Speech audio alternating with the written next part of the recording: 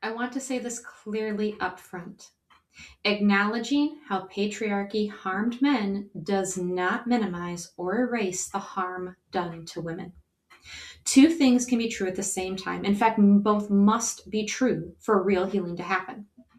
This is a story about ancestral trauma, emotional suppression, and yes, how that harmed everyone around them.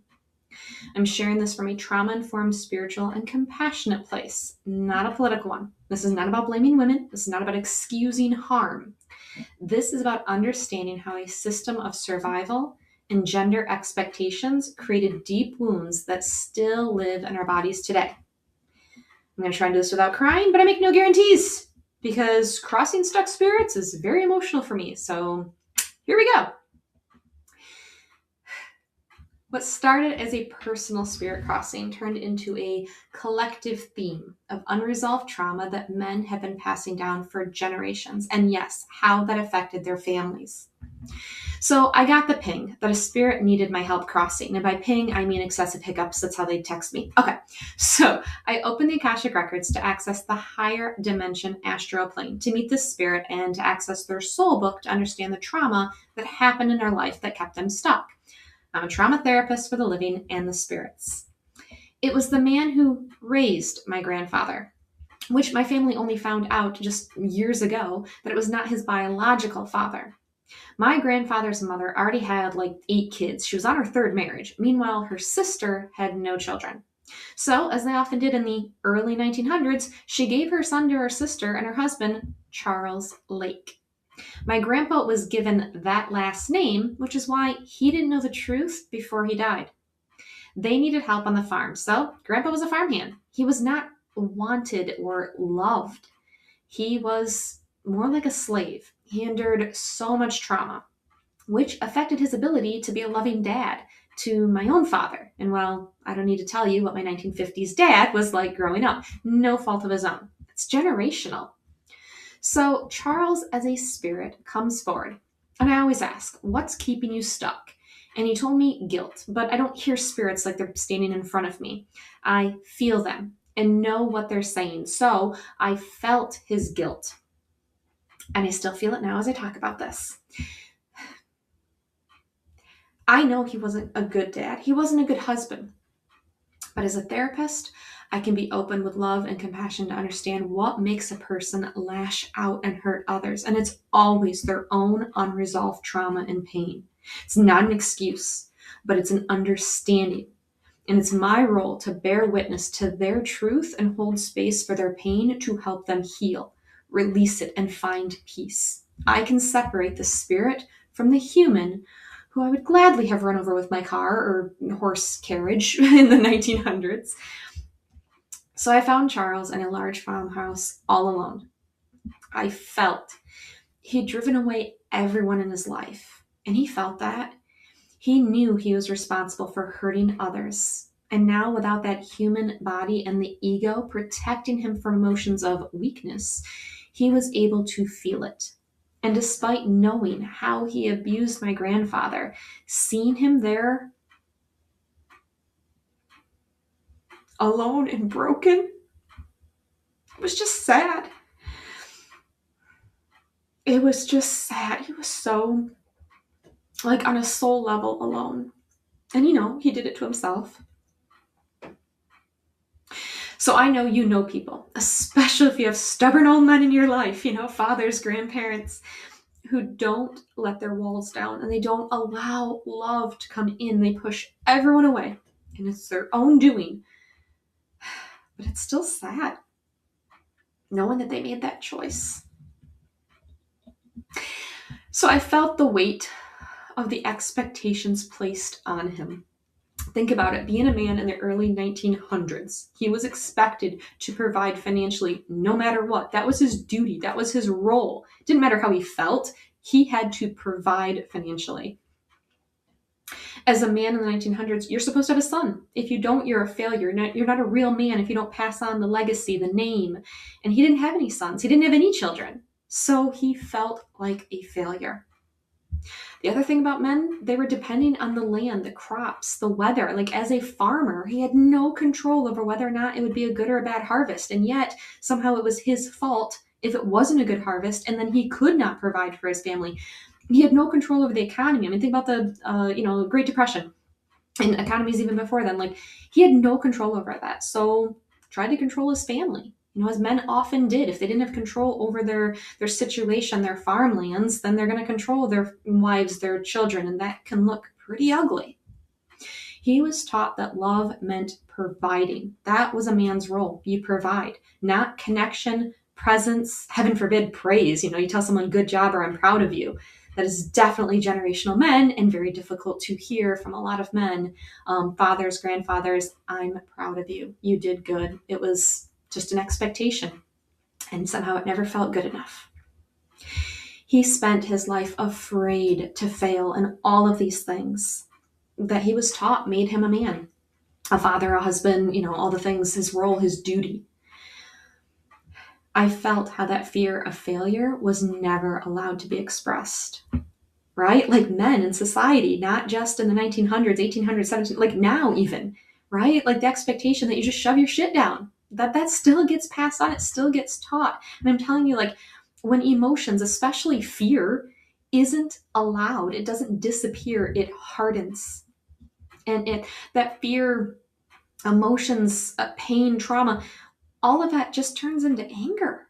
It's anger that's turned into emotional shutdown. It's abuse to those around them. It cuts them off from joy and connection and love, right? Like, if you shut off one emotion, I don't want to feel fear of failure. I don't want to even feel being a failure. If you think you did fail, then you shut off the ability to love and joy and pleasure and excitement by shutting off the things you don't want to feel, the pain, the disappointment, the frustration, the loss, the grief. You end up pushing away people around you. He died truly alone. And this is what hurts so much. He never let anybody in. So no one ever really knew him. So they didn't give a shit when he died. Can you imagine living a life that nobody cares if you die? Like, that sucks, Like, if you don't let people in, nobody can love you, not the real you, because you're not showing them your vulnerability, your fears, your doubts, your pain. If you're not sharing that with somebody, you may be married to somebody, and it doesn't matter guy or girl at this point, but like, if you are married to somebody that you are not letting in, if you're not letting in your friends, your family, your loved ones, they can't truly love you. And if you don't let them in, then you die alone, even if they're physically present, because that feeling of being alone, unloved, unwanted, because you couldn't risk them seeing your flaws out of fear of rejection or not living up to the gender expectation. This goes both sides. It's the expectations of society. So we worked through his emotions, and clearly I'm still working through mine because I got daddy issues. Okay, who doesn't? So we worked through these emotions, and he wanted to cross over so he could apologize to his wife and adoptive son, my grandpa, and the other people he hurt in his life. And so I crossed him into a cornfield, and I thought I was done. And when I cross, it's a release. So the release, that is the tears, that is the emotions. It is letting the energy pass through my physical body. He does not have a physical body to express those emotions. I do it, I allow it, I cry. But the tears did not stop. I was overwhelmed by all of these men who were stepping out of the field, and I just saw them filling the yard as I stood on this farmhouse porch. And I bore witness to their pain, their truth, their fears, their emotions. And it's a similar energy that happens with spirits. So they can attract a similar energy. Basically, they're saying, hey, this guy figured out how to heal this issue. I have this issue too. So we want to cross. We want to heal this. We want what he got. We feel that he resonates with us, and we want that. So please help us. And so they show up, and I do my job.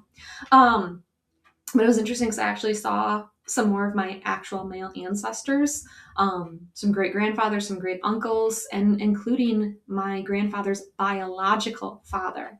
He showed up, similar energy, feeling like a failure, didn't let anybody in, pushed everybody away. I know his bio dad died in a poorhouse. That's what they called it then. I mean, he was broke. And his wife clearly had divorced him because she was already on to like other marriages. Since then, I know I've done the genealogy and stuff. But again, he died alone. broke, not just broke financially, but broke as a person. And that's what it was like.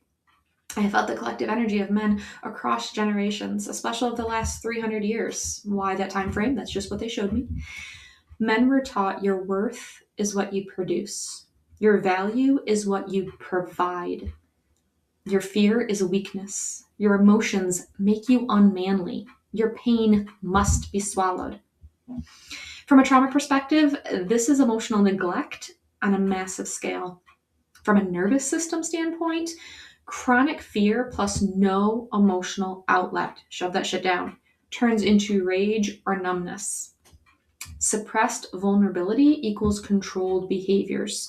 And when you control your behaviors and try to control the behaviors of everyone around you, yeah, that can become abusive. Disconnection from yourself is disconnection from others. If you're not allowing yourself to feel your own stuff and share that with others, they can't know you. You're not letting them in. So then there's a disconnect. It's not a personality flaw. It's a survival adaptation. And adaptions that save you in one era, that's what they had to do to survive. That was the expectation, that time frame. It can destroy you in another. If we continue to perpetuate this, then this is where we are now in this generation. Do we still need to live by these expectations and roles that we've had, 1600s, 1700s, 1800s, like hundreds of years? Is this working? Look around. Is this working? And now let's talk about the part where it spills over, right? Hurt men get spilled over into the harm that they do to those around them. Emotional shutdown absolutely harmed women and children. This was not just about men, and that's not what this video is about. Anger replaced communication, control replaced safety, and emotional absence replaced intimacy, connection. The harm is real. And this is important. Men who acted this out were often acting from unprocessed trauma, fear, shame, and pain that they were never allowed to name or express. It does not excuse abuse. It explains how abuse perpetuates itself. Trauma that isn't felt gets transmitted. So women suffered, children suffered, and men suffered too, often in silence, isolation, and emotional starvation. When men are taught that they're only valuable for what they provide, and women are taught they're only valuable for what they give emotionally, both lose their humanity. And then they resent each other for it. And then we have the conflict between the masculine and the feminine. One of the biggest lies that we've absorbed or have been trying to teach in society that we are, I'm actively, and many of you watching this video are actively trying to reject, is that healing men threatens women. And that's just not true. It doesn't. We're not putting men back up on a pedestal like they're better than us. They are hurting. We are hurting. We are hurting together. We heal together. Healing men protects everyone. Healthy masculinity includes emotional literacy. They just have the words to describe how they feel. They can talk about it. It is grief expression. It's fear without shame. It's softness without humiliation, including some of the words that they call men who show emotion. It's accountability without annihilation. When men are allowed to feel, they don't need to control. They don't need to dominate. They don't need to shut down. They don't need to abuse other people. And here's something important. Cultural conditioning doesn't belong to one gender. We all internalize the rules of the systems we were raised in, even when those rules harm us. This isn't about blaming women. That's not saying like, oh, women are perpetuating that. We all are, all right? It's about learning survival roles together. It takes both sides, masculine and feminine, not one more than the other. I don't want to end this conversation without giving you something practical, because insight without action just becomes another thing that we nod at and do nothing about. Healing isn't about fixing men. It's about unlearning inherited rules that no longer serve anyone. So here are some simple, grounded ways to start shifting this individually and relationally. Examine your inherited beliefs. Start by getting curious, not judgmental. Ask yourself, what was I taught it means to be a real man or a real woman? What was praised? What was punished? What emotions were allowed and which ones were shamed? What counted as success or failure? Write it down and then ask, who taught me this? Did they learn it from survival, fear, or trauma? Does this belief actually fit the world I live in now? You're not wrong for having these beliefs. You inherited them, but you do get to decide whether you keep carrying them. So if you're in a relationship with men, let's widen the definition of providing. Partners, fathers, brothers, sons, start naming and valuing forms of provision providing beyond money. Notice and acknowledge things like emotional presence, staying calm during a conflict, listening without fixing, which is a big one, and actually that's on both sides, being patient with a struggling child, showing up consistently, choosing connection over avoidance. Say things like, I really appreciated how present you were. It meant a lot that you stayed calm. Thank you for listening and not just trying to fix it for me. That matters. It's that kind of recognition that rewires the old survival programs. And let's be real, having someone that just expects you to do these things without any praise or positive affirmation doesn't really make you want to keep doing these things.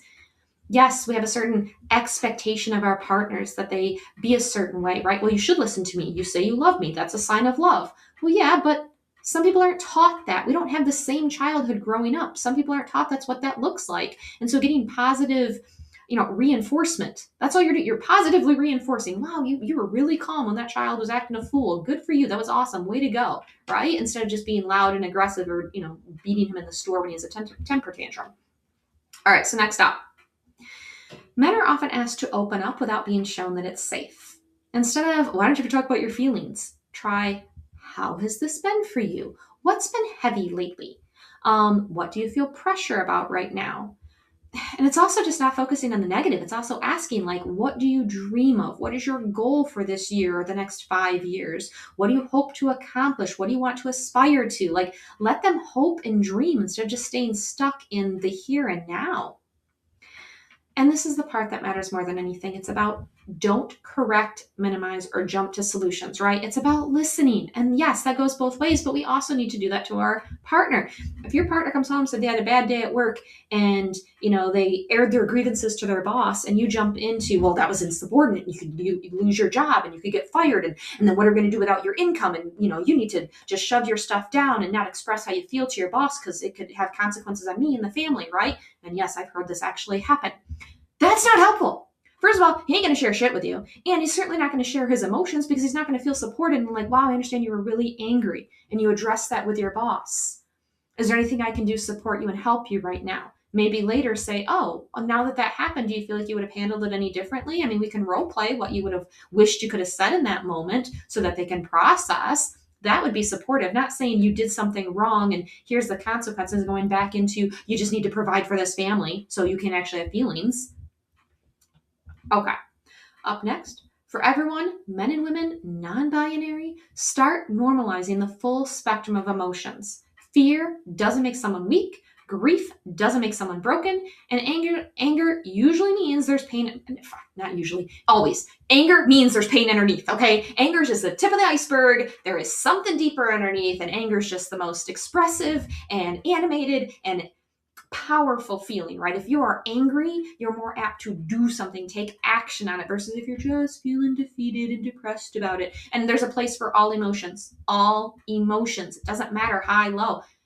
Normalize that people get to feel what they feel. Now, what they do about it might not be okay, right? Telling your kid you can be sad, you can be angry, but you're not going to hurt another person. You're not going to break this thing. Like, it's the behavior that matters, not just the emotion. So normalize, yes. Emotions are allowed. You don't have to shove them down. You also don't have to explode either. Like, give them space. Grieve what was never allowed. So this is both psychological and spiritual. There is grief for men who never got to be soft, for women who carried the emotional labor alone, for children who learned love was conditional. You had to earn it, for ancestors who survived but never got to feel whole. Grief is not blame, it's release. Whether through journaling, therapy, ritual, prayer, or conversations, let the grief move so it doesn't keep recycling itself. Allow yourself to feel that grief. Model the world you want to live in.